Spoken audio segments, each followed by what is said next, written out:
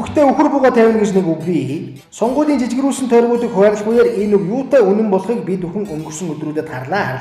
Тойрог дээр алцаж ич нүрээ улан дагшиж улс амьтны онгой болохоч юм чинээ тоохгүй ус төрчдгийг харахаар нүүр байтгаа нөгөөх мань хулгайлж явах юм гэж хүний өмнөөс ичгээ чинь юутай гэсэн. За ердөө ганцхан жишээн дээр л ярил л да. Увсын тойрог дээр ямар шуган холио мантан утгаж байгааг одоо тайлбарлая. Ардчилсан намын гаргаж буй саналаар Увс аймгийн 3 тойрог туваах юм гинэ. За тэр хүн амын тоо инээдрээ бол ёстой цаашаа л. Энэ зургийг харъя. Улаан нь нэг тойрог, ногоон нь бас нэг тойрог, ягаан нь бас л нэг тойрог. Ягаан тойрог нь яагаад энтэнд салан тусгаарлагдаж хуваарлагдав вэ? За ёстой хөргөн. Баруун хязгаарт байх ягаан нь аавынх нь, зүүн хязгаарт байгаа нь ээжийнх нь, урд хязгаарт байгаа нь эхнэрийнх нь дөрснөдөг юм гэнэ. Үгүй ийм юм гэж байх уу? Хамаатнуудаа нэг тойрог болгочлоо л доо эн чинь. Сонгуулийн өрдөл гэр орондоо явуулчих юм байна л та. Жижигрүүс. Энэ манай Увс аймгийн хамгийн зүүн талын сум зүүн хангаагаас Увс аймгийн баруун талын сум бүх мөр ингээд нэг тойрог ингээд энд нэг хэсэг, энд нэг хэсэг, энд нэг хэсэг, энэ дунд аймгийн төвдөр бас нэг хэсэг. Тэр нь бас энэ дээр өмцөм. Увс аймгийн зүүн хангаагаас бүх мөрөн хүртэл явахад 600 орчим км явна. Улаанбаатараас Архангаа ороход 480 км явдаг. Үүнээс илүү километр явж ажиллах болж шít. Ингэж хувааж болдгийм үү? Ирнэ. Тэгээ дээр нь энэ тойргийг Ардчилсан намын бүлгийн даргын өрөөнд зурж яах гэж юм л. Зурхтаа Хүрлбаатрыг чавчих.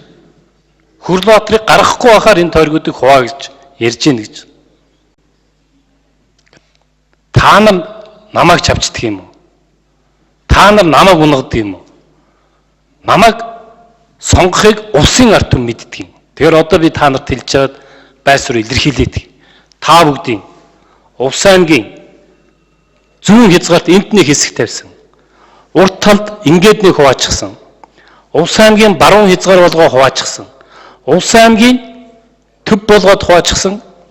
Энэ тойрогтой Ардчилсан намын чаддаг аав хүн ирээд надтай өрсөлд.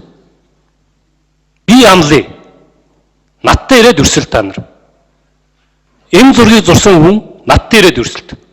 Жижигрүүлсэн тойрог руу зүтгээд байсан ийм учиртай байж юу энэ тэр хууль дүрм ичгнүүр эмээг сэтгэл. За тэгвэл тэр үргэлжилсэн ногоон тойргууд нь юу юм бэ хэмээмээс Увс аймгийн Ардчилсан намын дарга Тэсэ корпорацийн ерөнхийлөгч цогт гэрлийн өмчлөөд авчихсан тойрог юм гинэ. Үүнийг өмчилж авахын тулд оны өмнөөс эхлэн энэ сумдаар гурил будаа дараах ажлыг эхлүүлсэн гин. Тэсэ корпорацийн ирчүүд нь ерөнхий сайд асан Алтан хуйгийн ойрын найзууд энэ найзуудаас нь Алтан хуйгийг ерөнхий сайд байх үед сайн буян гэгч нь Эрдэс Монголын захирал харин дүү цогт гэрэл нь өөрийнх нь эдийн засгийн зөвлөхөөр ажиллаж байсан.